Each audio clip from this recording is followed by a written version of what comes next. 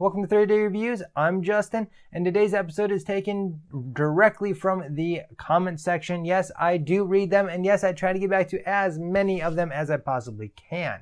Now, a couple weeks ago, I got a comment from Alex. He asked me how to properly take care of a shave brush and a safety razor.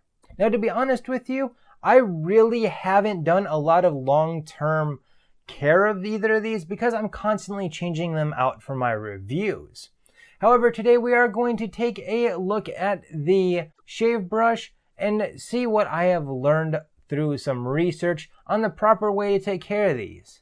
Now, as some of you may know, you may have a natural hair brush or a synthetic one.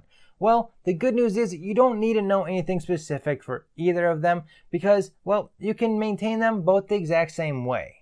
Now, I've used a few different shaving brushes, and I've noticed whether they're natural hair or synthetic, they can kind of have a little bit of a smell. Now, I found that there's a really easy way to get rid of that scent, although I usually just went ahead and shaved with it, and the scent usually went away within 2 to 3 shaves. And because my shave soap has a scent, I never even noticed it while I was shaving. However, if you don't want to deal with that scent while you're shaving, there's a very simple solution, and that's just a little bit of dish detergent.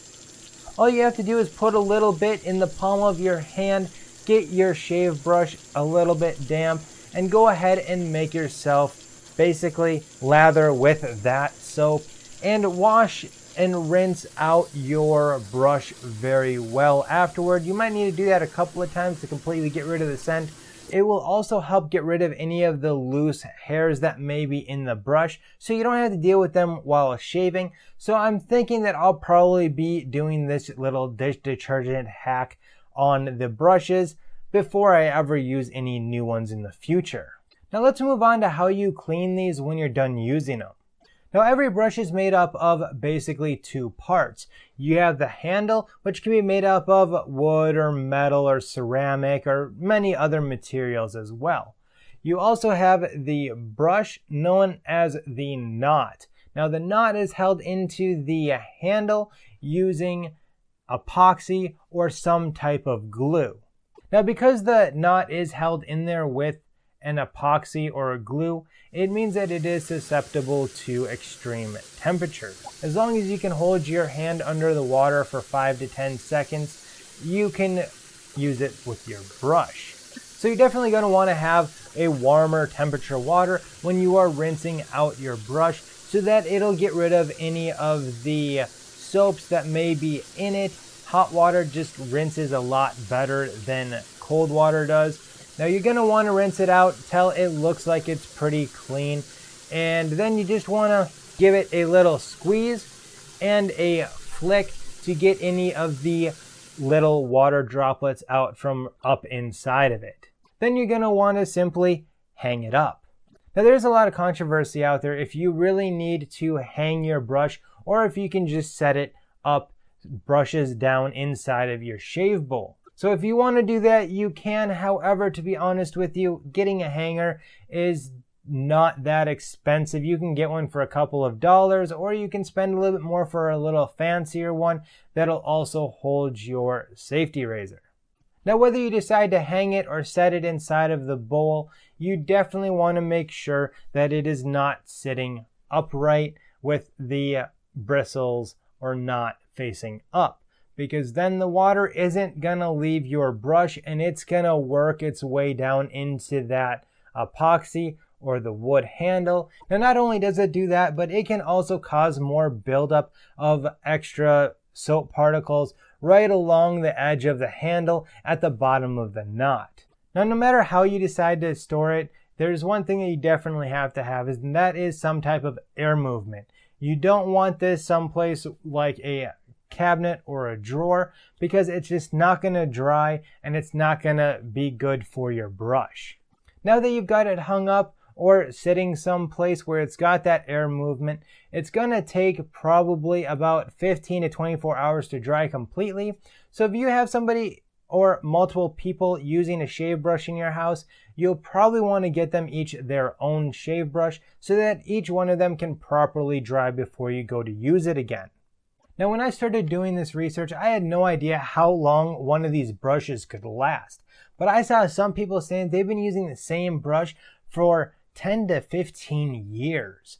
That it just blows my mind that something like this that you're constantly using can actually last that long. But now to get it to last that long, you need to do a little bit of long-term care. And that only needs to be done about once to twice a year. And all that you need is some nice warm water and some white distilled vinegar.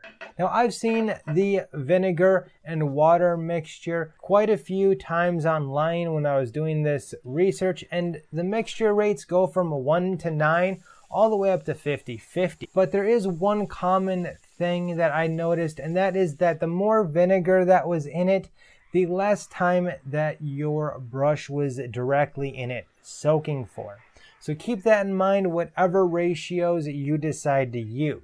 Another thing that I've seen people say that they use is a borax. I don't have any, so I'm not going to try that because honestly, I think that the vinegar should do a good job. Now, when you make your mixture, you're going to want to do it in a cup or even a shave bowl if you've got one that is deep enough. And you're going to want to submerge the entire knot because you really want that mixture to get up in there and do its thing. Now, if you're doing the 50-50, I would suggest no longer than about 30 seconds and then take it out, rinse it out really good, see how it's doing. Now, you may have a lot of soap buildup that still just isn't coming off with the mixture alone. So in that case, what you want to do is grab yourself a toothbrush and make sure that you are brushing in right where you need to. Make sure whatever you're doing is that you are brushing it with the knot. You don't want to go against it because then you can end up bending some of the hairs or worse, breaking them off. And then once it's nice and clean, you're gonna just rinse it out really well and hang it up like you normally would. Now remember, you can use these directions on a natural hairbrush or even a synthetic, so don't worry too much about it. Just make sure that you are properly taking care of your brushes every time that you get done using them, and of course for the long term as well. If this video has helped you out, please give me a big thumbs up down below so that I know that it is helping people, and make sure to leave me a comment and a question if you have one, because yours very well may be the next one that I answer. If you want to know what I thought about the brushes that I've been using and reviewing, make sure to check out the playlist to the right. Below that's a video that you will probably enjoy as well. And until next time, as always, you have a good one.